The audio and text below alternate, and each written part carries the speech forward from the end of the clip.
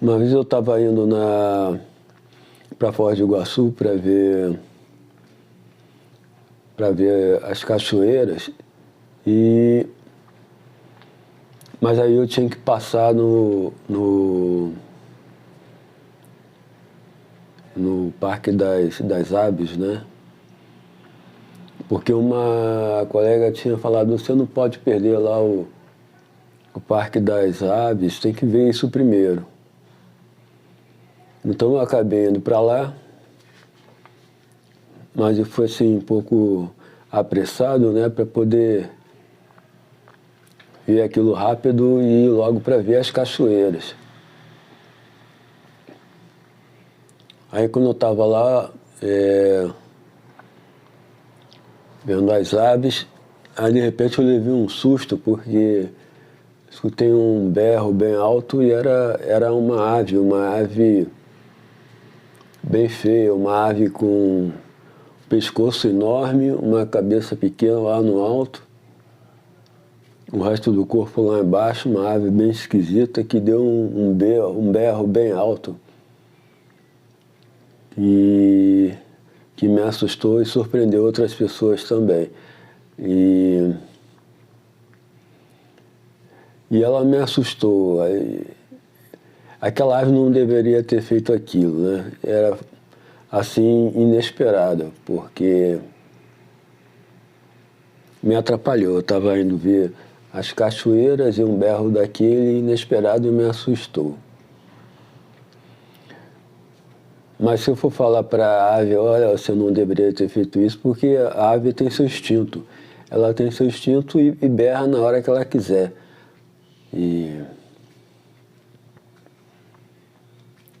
Porque esse é o instinto dela, né? É alguma coisa que faz parte do espírito, né? Deu vontade nela de repente e ela gritou, né? Então ela agiu conforme os seus instintos, né? E para ela não tem horário nem lugar. Foi ali naquela hora e ela berrou, né? Que é diferente do que acontece com o nosso personagem, o Hamlet, porque para ele existe hora e lugar. Então o Hamlet é o filho de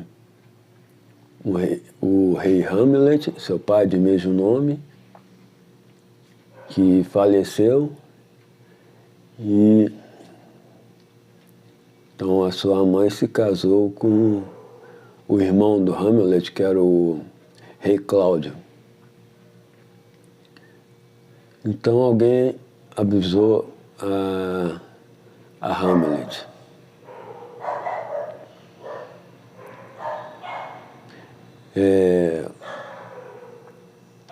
Você precisa subir no alto daquele morro tal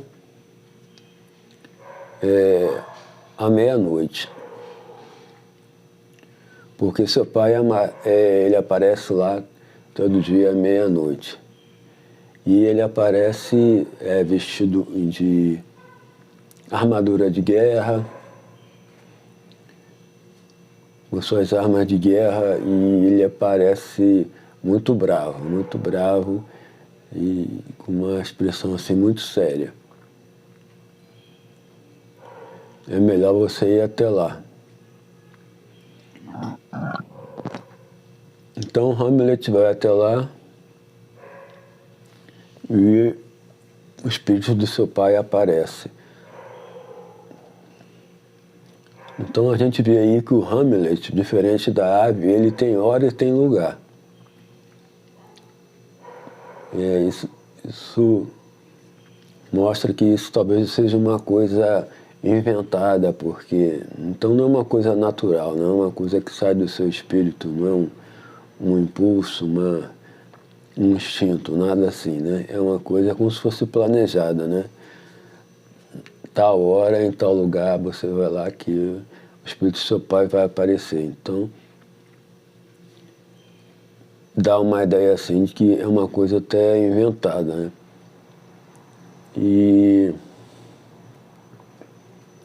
reforça essa impressão de que é uma coisa inventada, porque o seu pai se chama Hamlet, que nem o Hamlet, filho. E isso aí já dá uma pista que o Shakespeare queria dar uma sugestão que na verdade fossem a mesma pessoa. Porque lá o rei que vai aparecer se chama Hamlet, ele também se chama Hamlet. E o rei Hamlet vai dizer assim: uma coisa terrível aconteceu, na verdade eu fui assassinado pelo meu irmão, o seu tio, o rei Cláudio, que me assassinou derramando um veneno no meu ouvido enquanto eu dormia. Aí você precisa me vingar. Você não pode deixar esse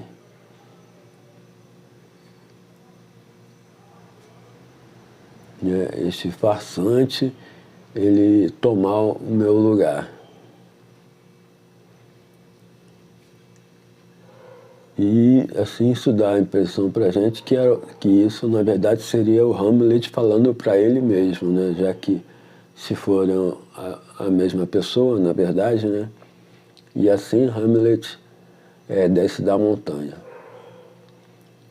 e encontra os seus homens e fala o seguinte: eu não posso explicar muito, mas eu vou continuar a vida aí normal, mas de repente vocês podem ver eu correndo um pouco acelerado, aí às vezes um pouco mais lento, aí de repente acelero, aí depois começo a andar mais devagar, mas isso, e vou parecer que estou um pouco enlouquecido, mas isso é assim mesmo, faz parte do que eu estou planejando. Aí isso já dá uma impressão de que é uma coisa teatral, né? Porque ele mesmo já está dizendo como é que ele vai se portar, como ele vai estar planejando o caminho dele. Ele mesmo já tem uma trajetória programada e essa coisa de acelera e diminui não são assim impulsos, né? Intuições. Não, ele já vai fazer uma coisa programada, já uma coisa assim planejada, não é?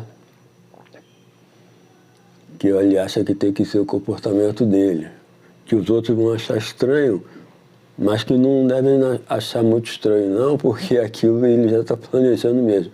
Então se é uma coisa que ele já está planejando, não são os instintos, não é intuição, não é nada, já é uma coisa que é um pouco planejada, né? Então já é assim um comportamento assim, lógico, racional, planejado, humano. Não é o que faria uma ave, né? Então assim o Hamlet ele parte para executar o objetivo dele. O Hamlet começa a correr para executar a sua vingança contra o rei Cláudio, mas ele mesmo já dá uma pista que isso é meio teatro, né? É meio fingindo, é meio programado, que ele vai na velocidade, dá uma reduzida. Vai de encontrar aquela ideia de que o Shakespeare fala que a vida é um teatro, não é? A vida é um teatro. Então o Hamlet ele vai bolar então uma estratégia partindo desse pressuposto: a vida é um teatro. Então, já que a vida é um teatro, o rei Cláudio está dentro de um teatro, então a solução vai estar dentro do teatro também. Nada como colocar o rei Cláudio dentro de um teatro, dentro de uma peça de teatro, que é onde ele vai estar ambientado, né? Então ele usa o próprio teatro, uma peça de verdade. Então ele contrata uma companhia de atores para apresentar uma peça e quando os atores chegam, ele explica como quer que os atores conduzam a peça. Então, ele diz que em um momento da peça, deve começar a peça a ficar num lento, assim, mais ou menos suave, mais ou menos lento. Apenas alguns diálogos suaves e caminhando lentamente, sem muita emoção, sem muita vibração, apenas um caminhar suave na peça, né? Mas de repente iria o personagem iria com um frasquinho de veneno e estaria assim, o rei deitado dormindo, ele entornaria o veneno no ouvido do rei, né? Haveria essa cena. E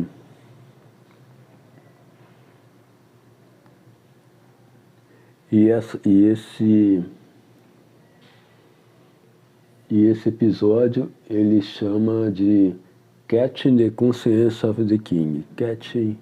Catching the Conscience of the King.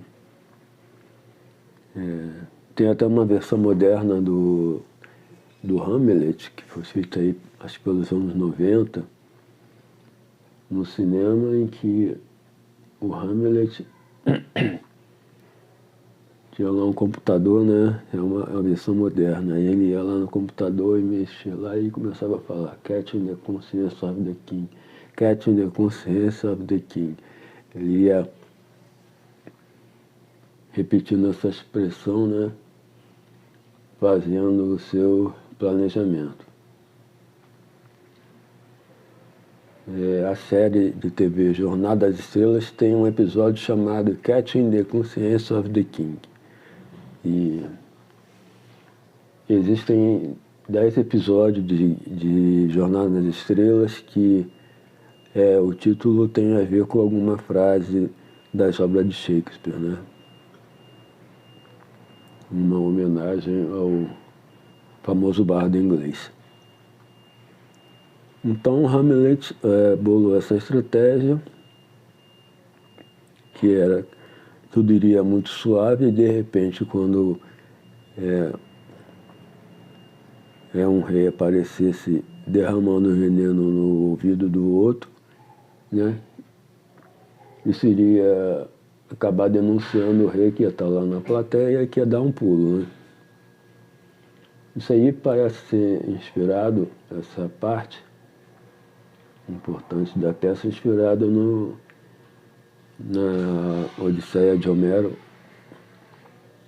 que nos seus episódios mais conhecidos é quando Ulisses vai se aproximando no lugar que tem a Ilha das Sereias. Quando ele chega, vai se aproximando, alguém fala para ele, né? Ulisses fala, veja, não é estranho, o mar está muito calmo. Ele fala, é verdade, de repente o mar serenou. O mar ficou muito sereno de repente. Isso é muito estranho. E de repente, alguém dá um grito, veja, esta é a Ilha das Sereias. Olha. E lá havia uma ilha que havia um monte de crânios de homens que morreram, né? Que se aproximaram da ilha ao ouvir o canto das sereias e um navio bateu nas pedras e os homens todos morreram. Aí falou, isso é muito perigoso, ouviu o canto das sereias, o barco bate nas pedras e todo mundo morre. Então Ulisses teve a ideia de... ele colocou algodão.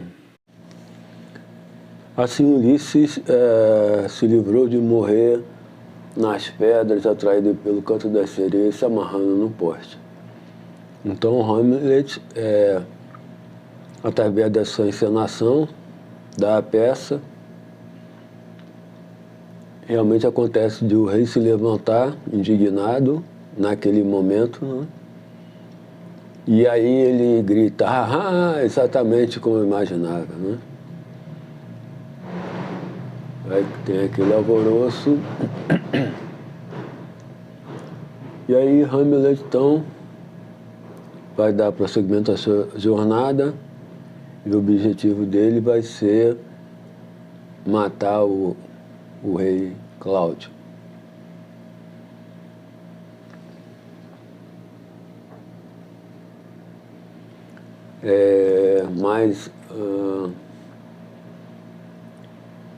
Mas o tempo passa, né? E Hamlet não realiza o seu intento. Tem até um momento em que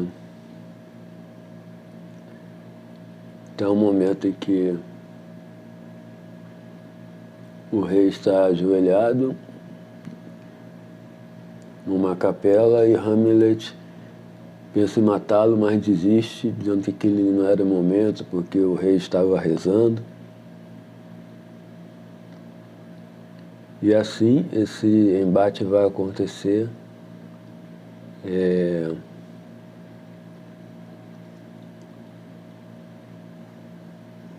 No final da peça. Então, nessa história, o Hamlet vai enrolando, vai levando tudo, até chegar perto do final, onde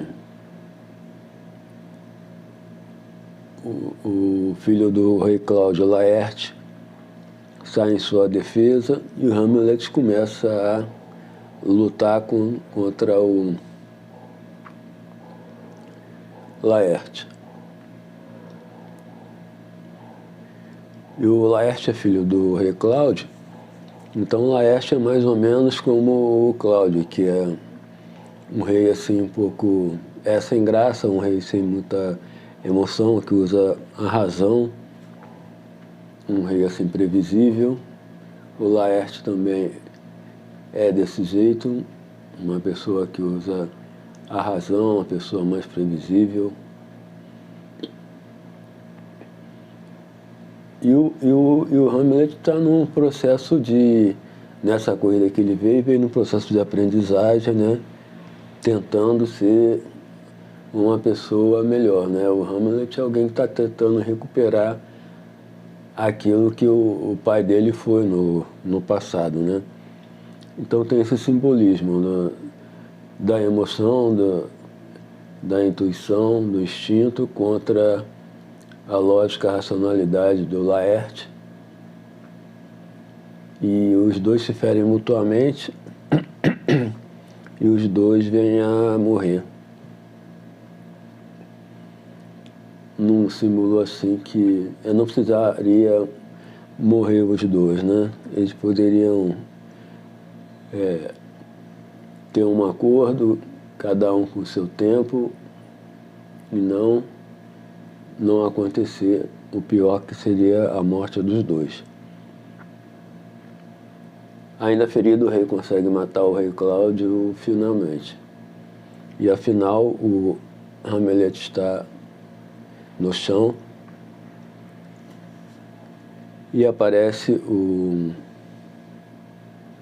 Ferrabras, que, se deparando com aquela cena no final, ele fala: quanto desperdício, tanto rei morto, tanto rei, tantos príncipes mortos, isso é um desperdício.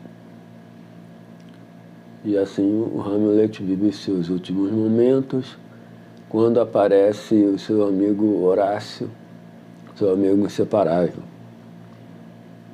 E Hamlet fala a Horácio: